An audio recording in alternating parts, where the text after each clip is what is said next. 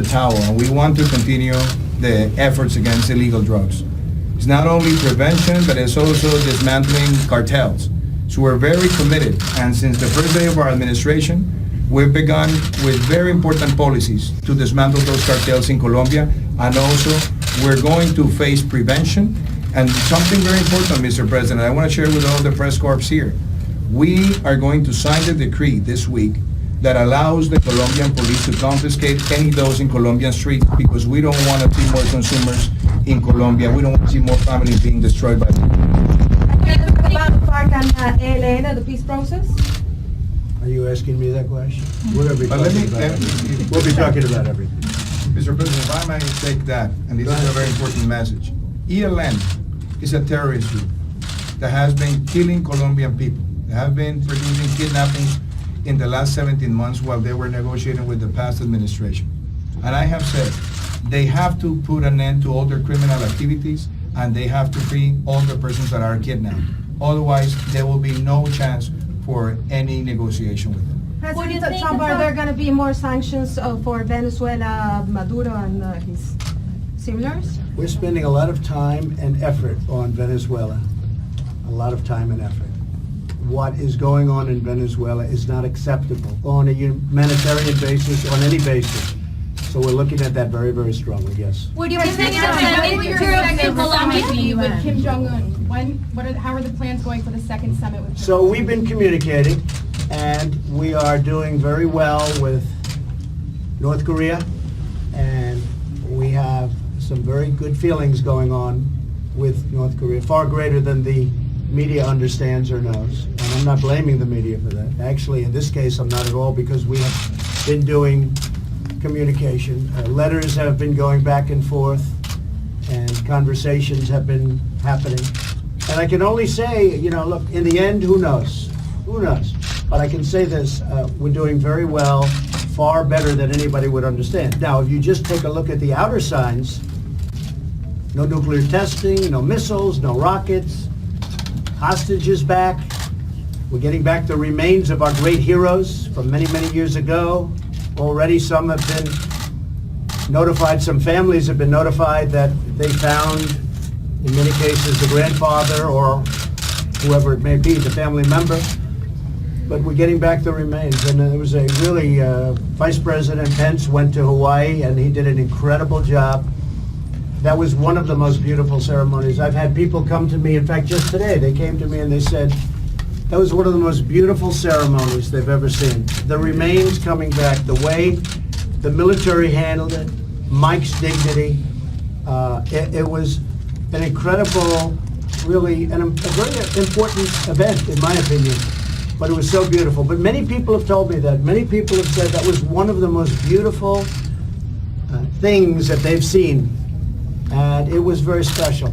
And we've gotten that back, and a lot more of our great heroes will be coming back. They're working very hard to do that. I can only say, you know, I listen to commentators, and I'm not blaming them, because we can't tell them, and we don't want to tell them what's going on. But we've had communication that nobody will know about that is extraordinary. Mr. President, how? And if you look at just last year, at this exact time, my words were slightly different, having to do with the events taking place in North Korea. Slightly different.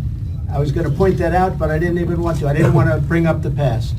Mr. But, President, how dangerous happened with Iran? But there's been a tremendous difference. If you look at from one year to the next, a tremendous difference. And again, far greater than anybody really would understand, because we know what's happening behind the scenes. Mr. President, we take the same approach. Could the same trajectory happen with Iran, where you criticize them very heavily today, but a year from now you could be talking Well, I to hope them? we have a similar trajectory. I think Iran should be something that happens. They're not doing well. So when I became president, if you look at the day before or the day after, but if you look at that period of time, less than 2 years ago, everybody looked at Iran as they're just going to take over the Middle East. I'd speak to General Kelly, I'd speak to everybody. Everybody would just, it was like, they're going to take over the Middle East. They're going to take over Syria, they're going to take over Yemen, they're going to take over Iraq, they're going to take over everything. And that's not happening. Remember the statement, they're looking for the Mediterranean. That's very far away. They wanted to have The Mediterranean is part of their doorstep. Not going to happen. Mr. President, gonna how happen. can you think of And Iran is a much different country today than it was a year ago. Now they have riots in the street. They have horrible inflation, the worst in the world. They have their currency is a disaster. Everything about Iran is failing right now.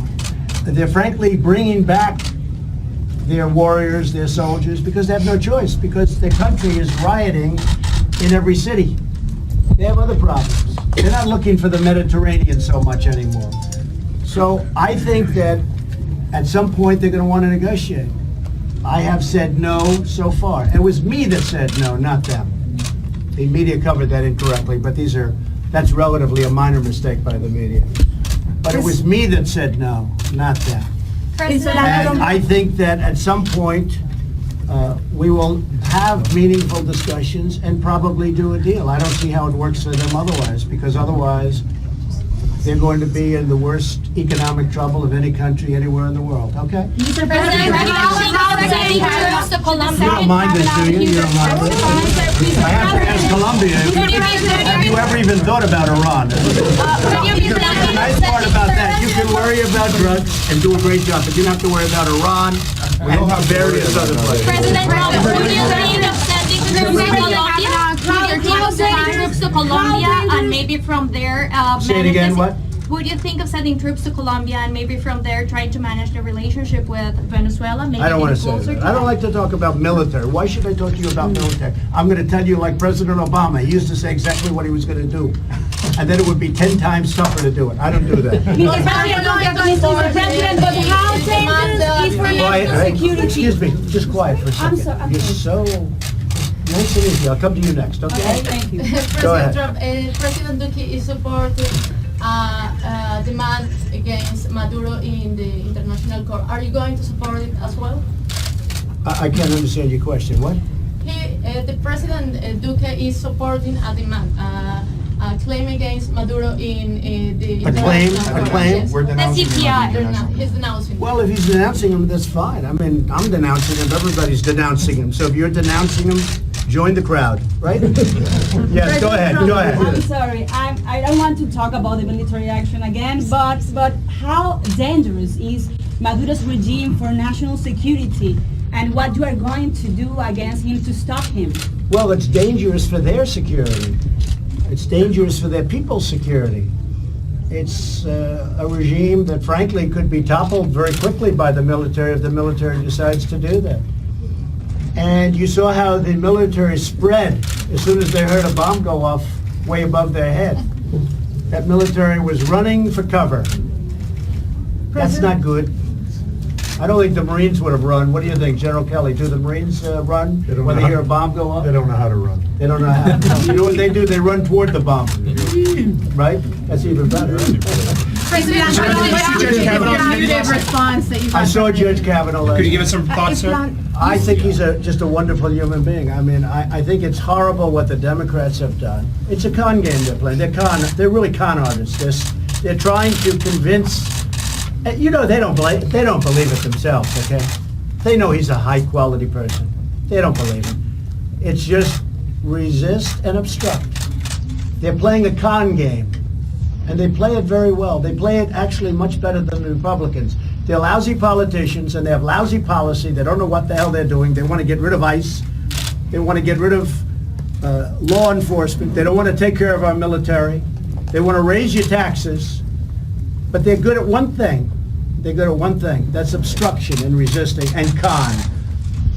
He's one of the highest quality people. You know, when he said that really what he was focused on was trying to be number one in his class at Yale, to me that was so believable. I understand college very well, and I understand being number one in your class, and I understand a lot of things.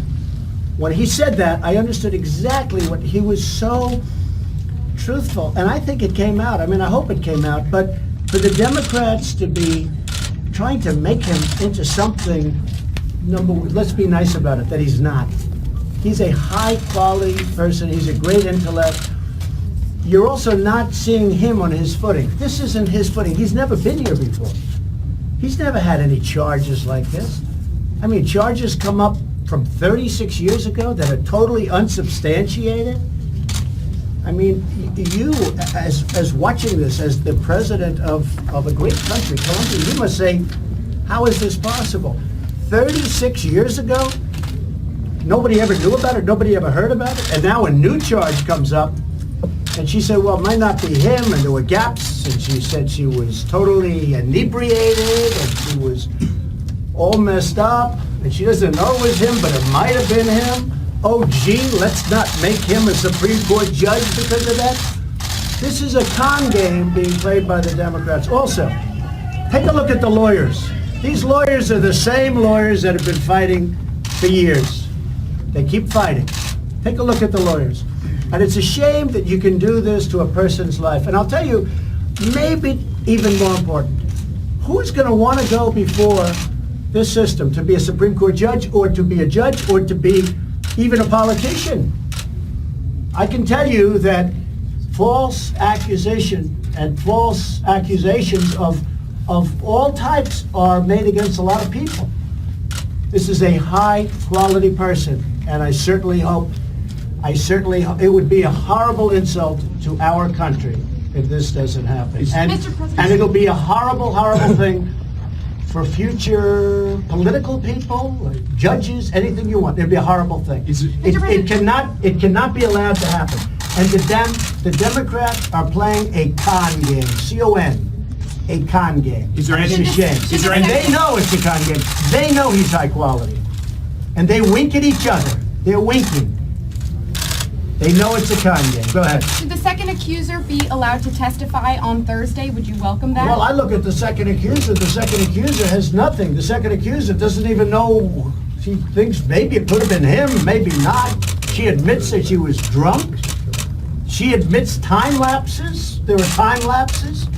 This is a person, and this is a series of statements that's going to take one of the most talented, one of the greatest intellects from a judicial standpoint in our country, going to keep him off the United States Supreme Court. You know, I said something this morning.